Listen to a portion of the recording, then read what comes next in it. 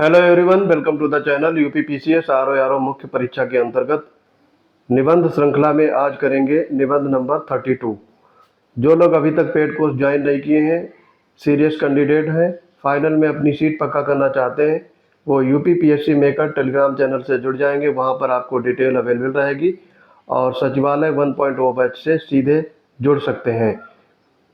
तो देखते हैं आज का निबंध, संसाधन प्रबंधन, इससे संबंधित निबंध है।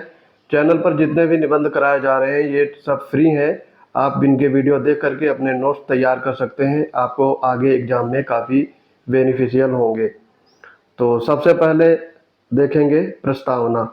प्राकृतिक संसाधन मानव जाति को महत्वपूर्ण पारिस्थितिकी तंत्र सेवाएं प्रदान करते हैं, जो न केवल उनके जीवन अपितु उनके समग्र विकास के लिए भी आवश्यक हैं, परंतु दुर्भाग्यवश बढ़ता हुआ जनसंख्या दबाव एवं सीमित संसाधनों की घटती हुई मात्रा के कारण इन संसाधनों का तात्कालिक वहनीय प्रबंधन आवश्यक है।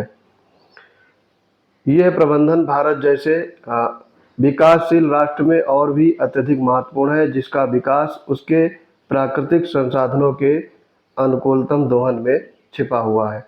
पारिस्थितिकीय तंत्र असंतुलन अनेक प्राकृतिक आपदाओं जैसे बाढ़, सूखा, भूस्खलन आदि को भी आमंत्रण देता है। तो ये आपका हो गया इंट्रोडक्टरी पार्ट यानी प्रस्तावना। प्रस्तावना आपको 100 से 150 शब्दों में लिखना है, इससे ज़्यादा आप नहीं लिखेंगे।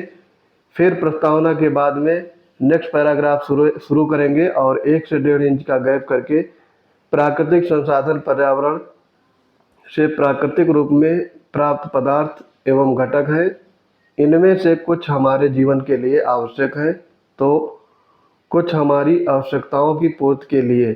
आज का युग प्राकृतिक संसाधनों के वहनीय प्रबंधन का युग है। वहनीयता का अर्थ होता है प्राकृतिक संसाधनों के वहनीय प्रबंधन का युग है, जिससे वर्तमान पीढ़ी की आवश्यकता की पूर्ति का भावी पीढ़ी की अपने आवश्यकताओं की पूर्ति करने की क्षमता पर नकारात्मक प्रभाव न पड़े। फिर मेन पार्ट में अगला पॉइंट लिखेंगे, यानी दूसरी बात अब दिखाई जाएगी, तो पैराग्राफ चेंज करेंगे।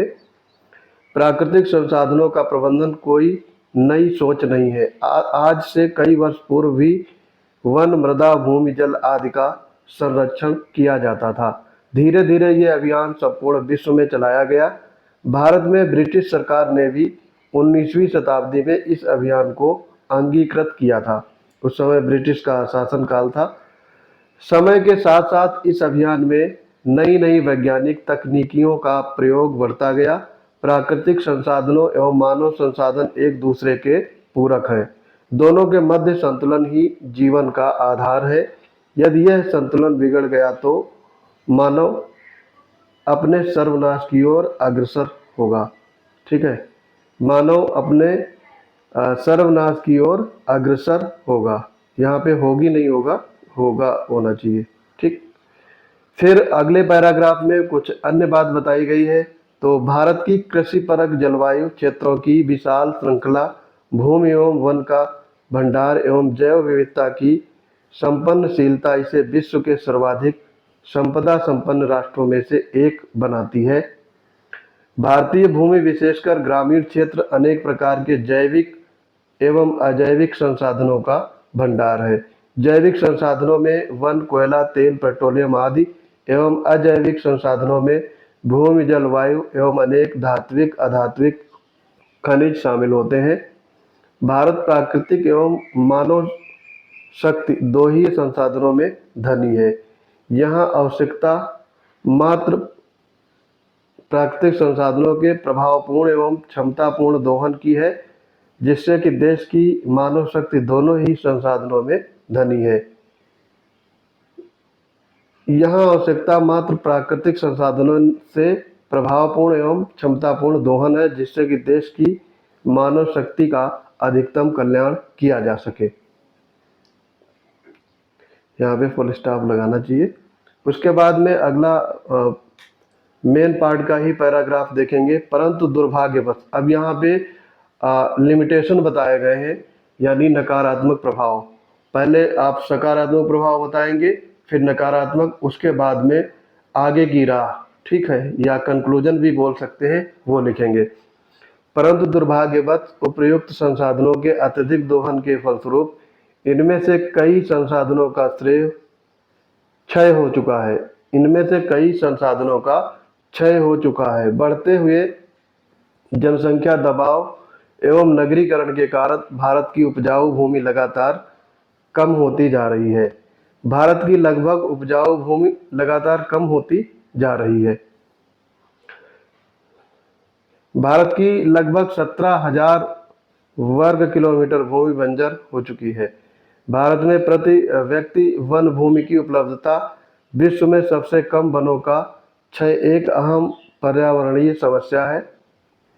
भारतीय नदियां सीवेज, औद्योगिक कचरा, कीटनाशक आदि के फेंकने से प्रदूषित होती जा रही हैं। उद्योगों से निकलने वाली हानिकारक गैसें वायुमंडल में ग्रीन हाउस गैसों की मात्रा बढ़ा रही हैं। भारतीय खनिजों पर भी प्रदूषण, अत्यधिक दोहन आदि का नकारात्मक प्रभाव पड़ रहा है। यद्यपि भारत विश्व के सर्वाधिक जैव विविधता वाले राष्ट्रों में से एक है, तथापि शिकार एवं मौसम के परिवर्तन के कारण जैव वनस्पतियां एवं प्रजातियों की संख्या में भारी कमी आई है। ये हो गया आपका मुख्य पार्ट। अब इसके आगे लास्ट है आपका कंक्लूजन। तो कंक्लूजन देखेंगे, यानी निष्कर्ष। प्राकृतिक संसाधनों का वहनीय प्रबंधन किसी भी राष्ट्र के विकास एवं दीर्घकालिक वहनीयता के लिए अत्यंत आवश्यक है। आज हमारा देश भूमि क्षय, वन क्षय जैसी भीषण समस्याओं से घिरा हुआ है।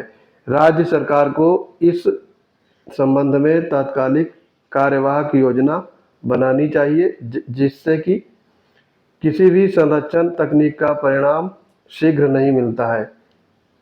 इसलिए समस्त संसाधनों का गूढ़ ज्ञान एवं समस्त व्यक्ति अपने गृह और पर्यावरण का संरक्षित रखने के लिए अपने आप को उत्तरदायी समझे या उत्तरदायित्व को समझे। तो ये हो गया आपका निष्कर्ष। तो निबंध के 3 पार्ट आपको मैंने पहले भी बताए हैं। एक होता है, सबसे पहले आप प्रस्तावना लिखेंगे, और अगर आपको कोई कोटेशन याद आ रहा है तो और अच्छा ऐसे माना जाएगा। कोटेशन लाइनें, कविताएं, 1-2 लाइन की जो सूक्ति होती हैं उनको लिखेंगे। उसके बाद में प्रस्तावना 100 से 150 शब्दों में, फिर पैराग्राफ चेंज करेंगे और 300 से 350 शब्दों में मुख्य पार्ट लिखेंगे। फिर लास्ट में आप निष्कर्ष लिखेंगे 100 से 150 शब्दों में। ये आपका सटीक तरीका है ऐसे लिखने का। ऐसे लिखते समय आप कई सारे पेन का प्रयोग नहीं करेंगे, केवल एक पेन जिससे स्टार्ट किए हैं लास्ट तक उसी से लिखेंगे। वर्तनी पर ध्यान रखेंगे और पैराग्राफ जिस तरीके से आपको स्पेस छोड़ना है लेफ्ट साइड से उतना छोड़ेंगे, ज़्यादा गैप नहीं छोड़ना है। लगभग सारे जो पैराग्राफ स्टार्ट करेंगे बराबर ही गैप होना चाहिए। 1 से 1.5 इंच की आपका स्पेस छोड़ा जाता है, उतना ही छोड़ेंगे। अगर आपको खुद से प्रैक्टिस करनी है, अपना सेल्फ मूल्यांकन करना है, तो हमारे पेड बैच से जुड़ जाइए। सचिवालय 1.0 बैच अभी भी एडमिशन ले रहा है, तो वहाँ पे आप 99 रुपये में ये सारा मेंस का कोर्स कर सकते हैं। अभी भी काफ़ी समय है, अभी 2 ऐसे हो चुके हैं, अब तीसरा ऐसे स्टार्ट होगा। और आलेखन में आपका पत्राचार का पहला शासकीय पत्राचार के अंतर्गत एक लेटर लिखवाया गया है। तो 3 टॉपिक हो गए हैं, अभी बहुत सारे टॉपिक आना बाकी हैं। पूरा आपका मेंस कराया जाएगा। तो पेड बैच लेने के लिए आप यूपीपीएससी मेकर टेलीग्राम चैनल से जुड़ जाएंगे, वहाँ पर आपको डिटेल्स मिलेंगी। पेमेंट करने के बाद आप सीधे हमारे पेड ग्रुप में जुड़ जाएंगे। तो आई होप ये वीडियो आपको समझ में आ गया होगा।